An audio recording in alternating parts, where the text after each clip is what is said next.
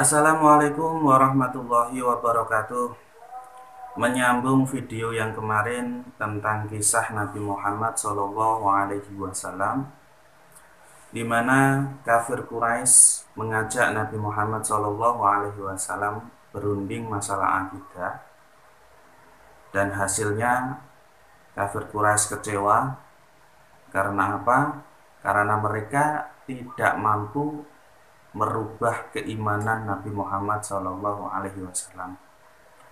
Kekecewaan ini mereka tumpahkan kepada para pengikut Nabi, sehingga mereka mulai gencar dalam melakukan penyiksaan dan penindasan kepada para pengikut Nabi Muhammad SAW. Melihat gencarnya penindasan dan penyiksaan yang dilakukan oleh kafir Quraisy kepada para pengikut Nabi Muhammad SAW, kemudian Nabi Muhammad SAW memerintahkan pengikutnya untuk hijrah ke Habasyah.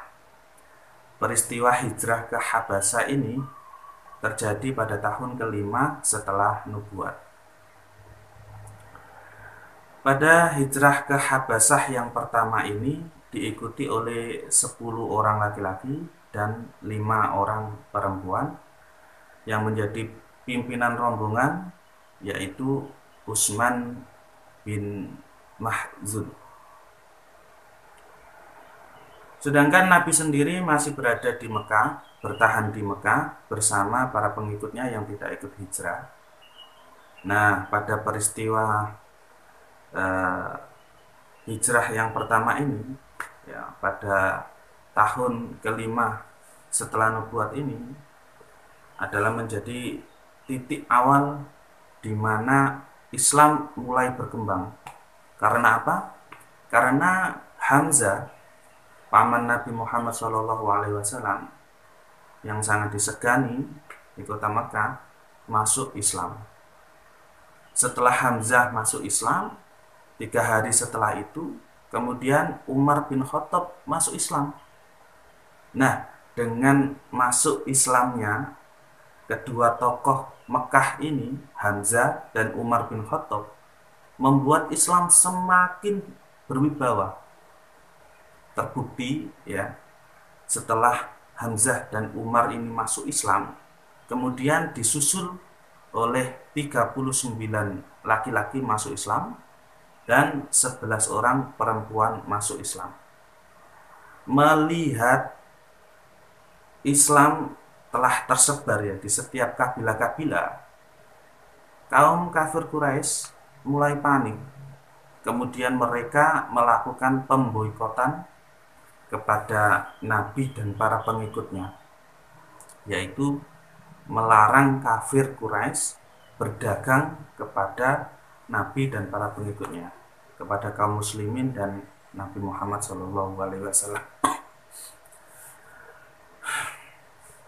Bukan hanya itu, mereka juga menahan bahan pangan kepada kaum muslimin dan Nabi Muhammad SAW. Nampaknya pemboikotan yang dilakukan oleh kafir Quraisy ini sangat berdampak sekali, sehingga Nabi Muhammad SAW memerintahkan para pengikutnya untuk hijrah yang kedua kalinya ke Habasyah. Peristiwa hijrah yang kedua ini, hijrah ke Habasyah yang kedua ini, terjadi pada tahun ke-7 setelah nubuat. Yang menjadi ketua rombongan yaitu Ja'far bin Abi Thalib, ya. Sedangkan yang ikut hijrah ke Habasyah kedua kalinya ini yaitu 73 orang laki-laki dan 11 orang perempuan. Melihat banyaknya orang yang ikut hijrah ke Habasyah, kafir Quraisy nampaknya ingin menggagalkan upaya itu, ingin menggagalkan kaum muslimin hijrah ke Habasyah dengan mengirim utusan kepada Raja Habasyah, yaitu Raja Najasyi. Nah, setelah tiba di sana, utusan kaum kafir Quraisy ini memberikan keterangan-keterangan kepada Raja Najasyi. Setelah memberikan keterangan, kemudian giliran kaum muslimin yang diwakili oleh Ja'far. Setelah Ja'far memberikan keterangan-keterangan kepada Raja Najasyi, yang terjadi malah Raja Najasyi ini masuk Islam beserta para patri dan pendetanya. Hal ini dikabarkan di dalam Al-Quran surat Al-Maidah. Dan sesungguhnya engkau akan dapati pula orang-orang yang paling dekat percintaan mereka kepada orang-orang yang beriman itu ialah orang-orang yang berkata, kami ini orang-orang Nasrani.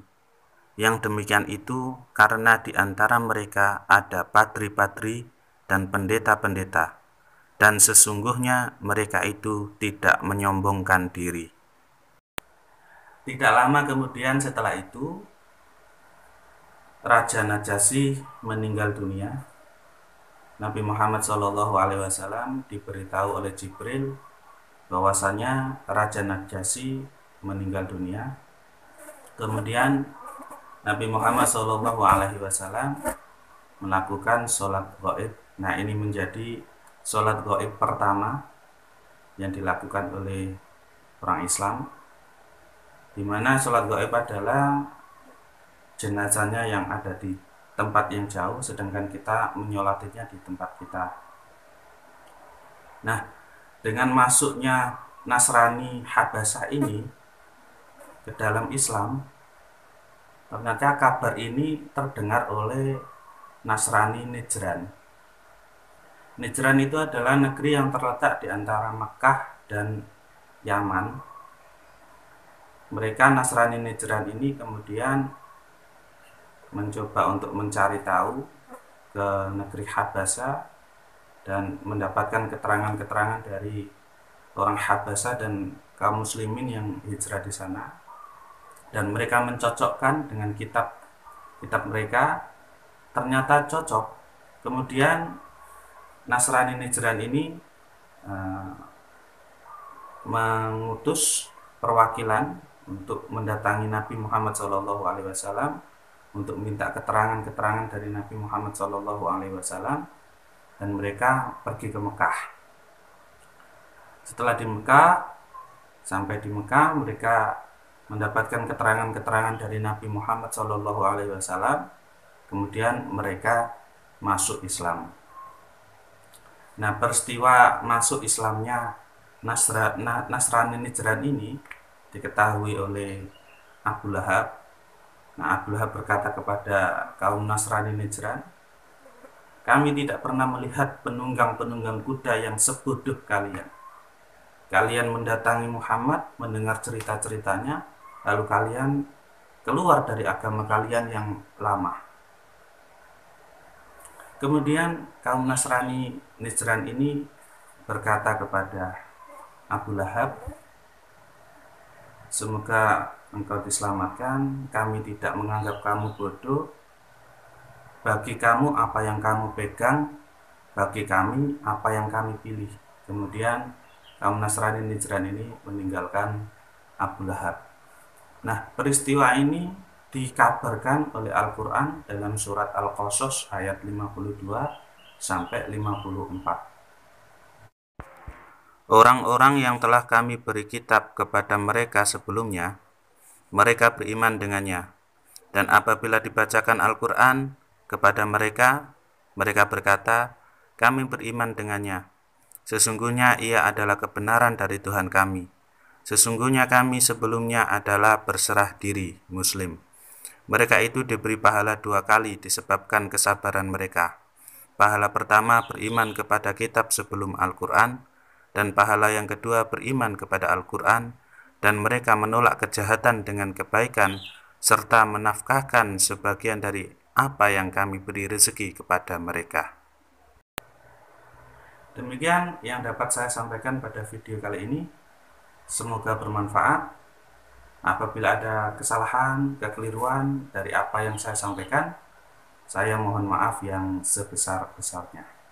Assalamualaikum warahmatullahi wabarakatuh.